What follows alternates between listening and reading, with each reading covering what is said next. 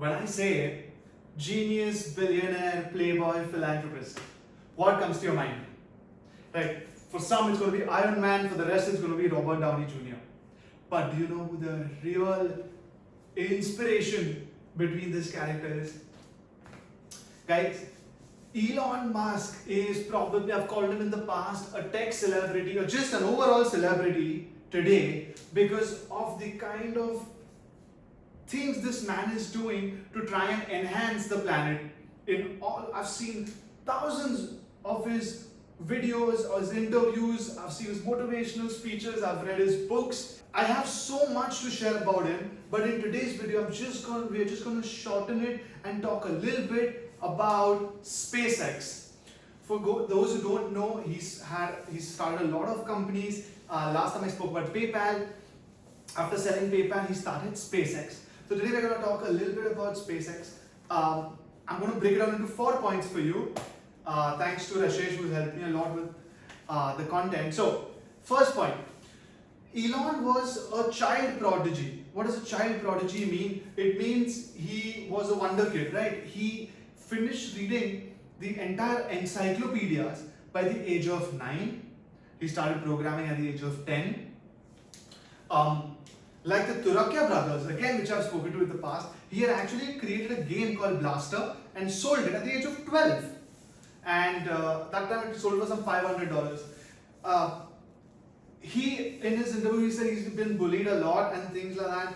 But I mean, look where he is today. And just to continue his child prodigy trajectory, even when he came to college to pay rent and all, he was a full-time hustler. Apparently, he went with his friend. They rented like 10-bedroom house and they turned it into a nightclub. So they would charge people for coming in, and that's how they would pay rent and also make a little bit of money. And that's the kind of what he did when he was small, kind of thing, right? That's point number 1. Point number 2. What happened was that when it comes to rockets and space exploration, Elon does not. He's not studied. He's not like a rocket scientist as everybody calls it, right? For Elon Musk, he sees a problem, he picks up material to study on it, and he'll study it. That's how he works. In fact, the co-founder of SpaceX, Jim Cantrell, he says this, that Elon decides to find a problem, learns how to solve it, and solves it. They were actually going to have a collaboration with the Russians for space exploration, but that deal basically at the end failed, and that's how SpaceX was actually founded. Point number 3.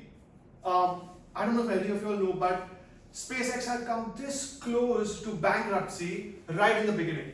The first 3 rocket launches and so guys, up till now, no private entity had really launched rockets, at least not that I know of. And Elon, the first 3 failures of rockets and rocket launches, it brought the company almost down to its knees because it's so expensive. There is no income as such. It's all supposed to be. It's terrifying to plan so much, have so many people come together for a rocket launch and see it fail. That happened once. Imagine it happened twice. And then the 3rd time. By this time, nobody has faith that the 4th one will be a success. In fact, the 3rd one actually failed because of some small nut and bolt issue. It was minor to a point where you can't believe such a disaster can take place because of such a small problem. The perseverance, the encouragement in your own mind, because the world has given up on you and your company, right? 3 failed launches, no income, so much money spent, so much time, effort spent.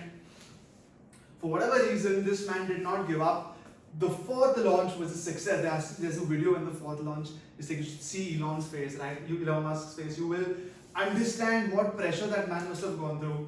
But it came through, it went, and now SpaceX is, I guess, one of the leading space exploration companies. And anyways, there aren't too many. So, but yeah, it was his, I won't say determination alone, but it was more of his resilience to not let SpaceX die. And that was point 3. And point 4, guys, how is SpaceX going to generate revenue? Because space exploration very soon doesn't seem to be a tourist kind of thing. That's the plan. They want that by 2030, maybe by 2050. I don't know when it's going to happen. They already had wealthy people sign up for a trip into space and stuff like that, but they want to go to Mars, stuff like that. The purpose behind SpaceX essentially is that they want human beings to become something known as interplanetary species. What this means is there is a chance that things can go wrong on Earth, could be because of natural disasters such as the pandemic, such as the virus, such as the asteroid which took out the dinosaurs. Something similar could happen in the future. It could be man-made, and there's a chance that the Earth might become inhabitable and humans might go extinct. But if there is a chunk of people on another planet, even if something bad happens to Earth, these guys can still extend the human race. So that's why people want to go and and figure out if they can live on other planets. But now, while all this is happening, how does SpaceX make money? Right? Elon Musk, while he is definitely extremely wealthy, you can't keep pumping money into something without getting any revenue.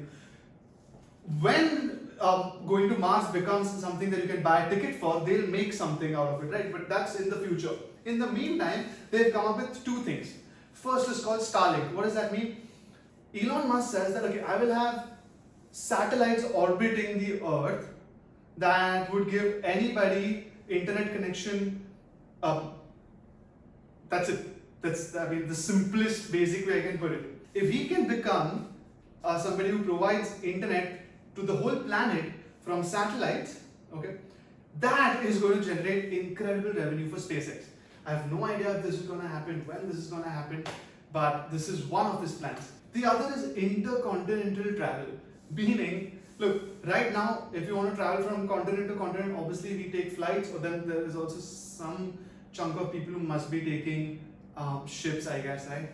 But it's going to be much faster if you can fly a rocket from one continent to another. At least that's what Elon Musk is planning. So he gave an example that from London, which is in UK, to Sydney in Australia, it actually takes close to 23 hours.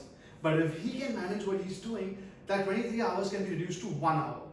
Right? You all know about Boring Company, and he is doing so many things which will continuously pump money into SpaceX. But this is a way that SpaceX itself can earn money and become a self-sustaining organization. I've sort of narrowed down a lot of information. Rajesh has done a lot of, he's found information which is really important to understand SpaceX in a very simple manner. But Elon Musk has a lot for all of us, for us to learn from Tesla to non-stop making companies. And hopefully I'll have more videos on Elon. If you especially like it, please let us know so we can create more and more. And at the end of this, guys, I want to do one thing. I need you to go, watch the PayPal Mafia video, because that will show you before SpaceX what Elon Musk did. And second, a very inspirational story similar to Elon Musk, but for the Indian version, you guys must watch the Turakia brother videos. Especially if you all don't know who they are, it's a must know. It's respect to what 2 Indian brothers from almost nothing have come up and made a mark on the world. So if there's anything else you would like, please let us know.